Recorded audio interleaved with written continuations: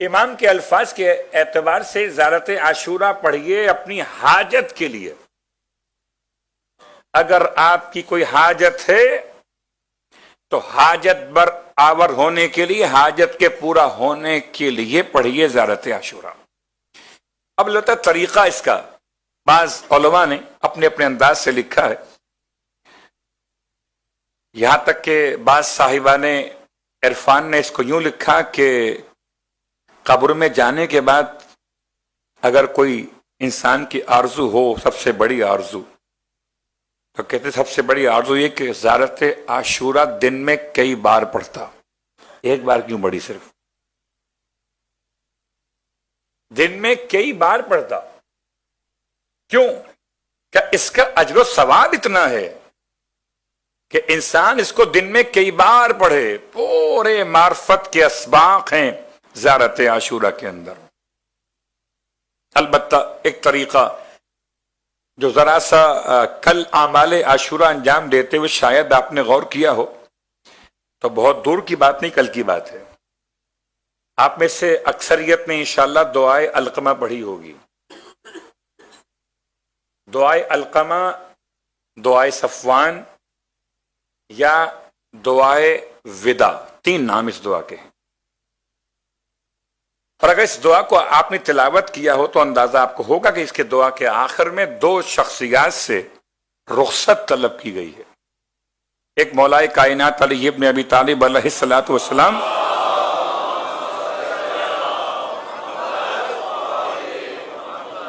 اور ایک سرکار سید الشہداء علیہ الصلوۃ والسلام. دو شخصیات. اللہم صلی علی محمد وعلی.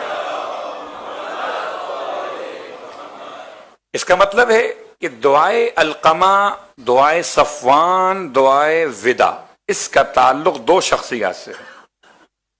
اس لیے بعض علماء نے حوزہ علمیہ کے روش اختیار کی کہ زیارت عاشورہ سے پہلے زیارت امیر المومنین،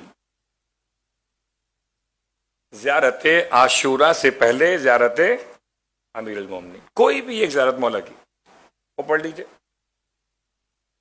اس کے بعد زیارت عاشورہ، اس کے بعد دعائے علقمہ.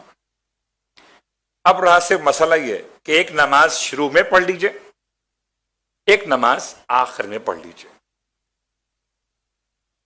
ان تین اعمال سے پہلے ایک نماز اور تین اعمال کے بعد ایک نماز، کل 5 اعمال ہو گئے. 2 نمازیں، 2 زیارتیں اور ایک دعا. لیکن سب سے بڑا مسئلہ، یہ تمہید اس لیے آپ کو زحمت دے رہا ہوں کہ یہ لفظ السلام تک مجھے آپ کو پہنچانا ہے. میرا عنوان زیارت عاشورہ نہیں ہے. البتہ امام علی نقی علیہ السلام کی روایت کے اعتبار سے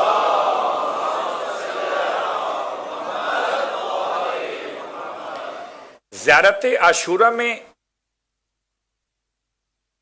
جو سلام 100 مرتبہ پڑھنے کا حکم دیا گیا، اس سے پہلے لعن 100 مرتبہ پڑھنے کا حکم دیا گیا.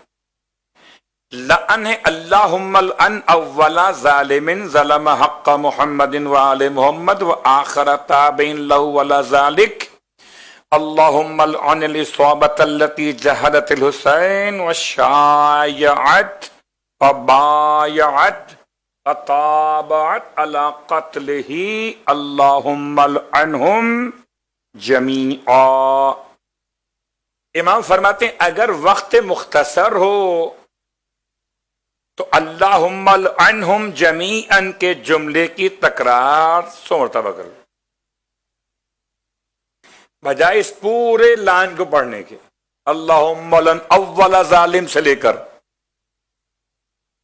اور آخر جملے تک شایات و بایات و طابات، یہ تمام کو چھوڑ کر صرف ایک جملہ، وہ کیا ہے؟ اللہم لعنہم جمیعا.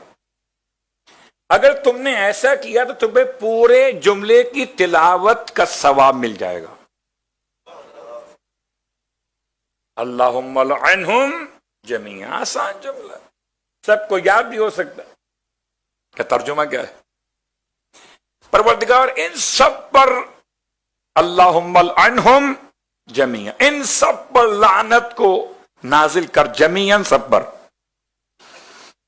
अब अव्वल कौन, आखिर कौन, शायअत कौन, बायअत कौन, ताबात कौन, किसने बायत की, किसने फैलाया खबर को, किसने इमाम के खिलाफ लश्कर तैयार किए, इन सब को कवर करते हुए अल्लाहुम्मा लअनहुम जमीया। बड़ा आसान काम हो गया, सब पर एक साथ लानत भेज दीजिए।